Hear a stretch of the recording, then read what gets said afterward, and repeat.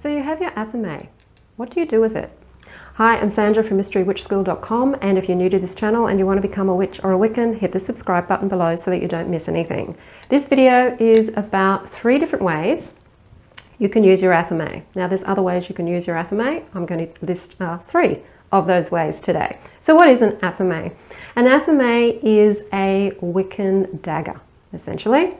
So they look different. They come in all different shapes and sizes. Essentially, they are traditionally a double-edged bladed dagger, and they are used to work with energy.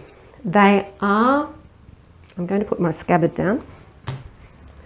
They are a ritual tool, and they are only ever used to direct energy or to cut through energy. So they're not used to cut flesh or to kill anything or to draw blood or anything like that. It's purely to do with energy. So the first thing is directing energy. So one of the first things you learn in the craft, of course, is how to construct a circle, draw pentagrams, and do all this sort of energetic stuff.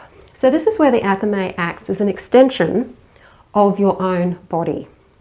So it's an extension where you channel your energy, your chi, your heka, your mana, your prana, whatever you want to call that energy, into the dagger, and it gets channeled out through the other end, and wherever you're pointing your dagger is where the energy is going to come from. Now traditionally the athame has a black handle, but I've seen modern day ones that can deviate from that.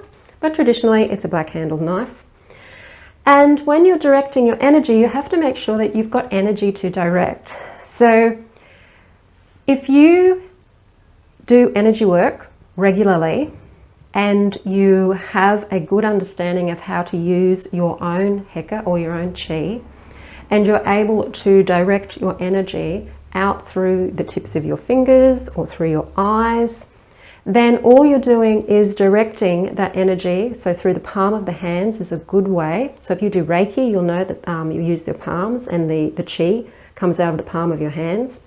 For those of you who are in the Mystery Witch School Academy, I teach a lot of energy work and building energy and how to put energy into your body so that you do have that energy to be able to use in magic and in creating circles, so that you're not depleting yourself of your own energy, because the last thing you want to do is deplete your energy. You want to be able to gather the universal energy so that you're using that energy and not depleting your own.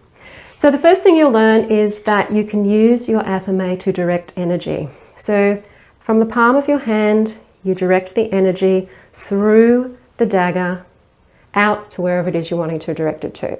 So if you're drawing a circle around you, you imagine that this energy, this blue astral light, or this blue chi light, or whatever color you associate with chi. So generally it's a blue color, and you imagine that's coming out of the dagger. It's extending to wherever you're wanting it to extend to, and of course the more you're used to working with energy, the more you'll be able to extend it. And you're drawing a circle around you with the energy that's coming out through the dagger. You can also do the same thing with drawing pentagrams in the air, and any symbols, any magical symbols that you're wanting to draw around you in the air, you can use your dagger to do that. Now, of course, you don't need a dagger to direct energy. You can actually use your finger. So you can use your index finger, or some people like to use the index finger and the middle finger to direct energy. So you can use your own fingers as well if you don't have an athame. Number 2, another way to use your athame is that it is a dagger. It is a weapon, and it's about cutting away. So swords in the tarot is about clearing away. So it's clearing the mind, clearing away, creating clarity, clearing away. So cutting away. So if you have any negative thoughts or any beliefs that you no longer want, that aren't serving you anymore, if you're doing shadow work and you're wanting to change some of the beliefs that you may have about yourself, then you can write them down on a piece of paper, and I've actually done a video about this and how to do this. And you write the belief down on the piece of paper, and you use your athame to cut it up and cut through it and basically cut it away. So this is the only time that you would use your athame to actually cut through something, and what you're cutting through is paper. Okay.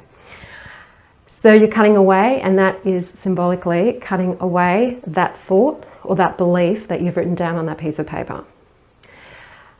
Another thing, it doesn't have to be thoughts or beliefs, it could be something you're wanting to banish from your life. So if it's a circumstance or a situation or an environment that you're in that you're wanting to change, you're wanting to clear out the old in order to bring something new in, then you can write that down on your paper as your petition and then cut it away with your athame.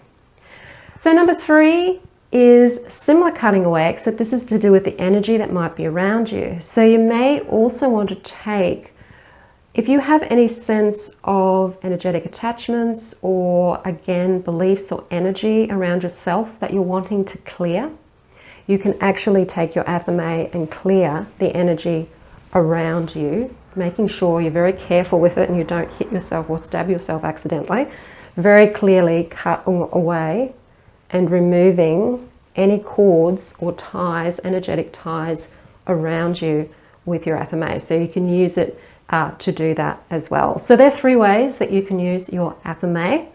One of them is probably pretty well known, directing of energy. The other 2 are to do with clearing and cutting away energy that you no longer want to have around you. And that is using your athame.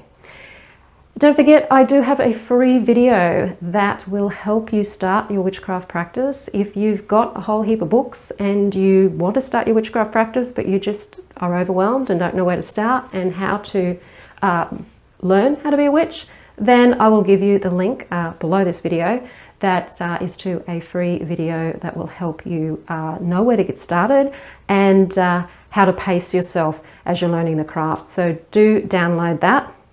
And I'll see you on the next video. Blessed be.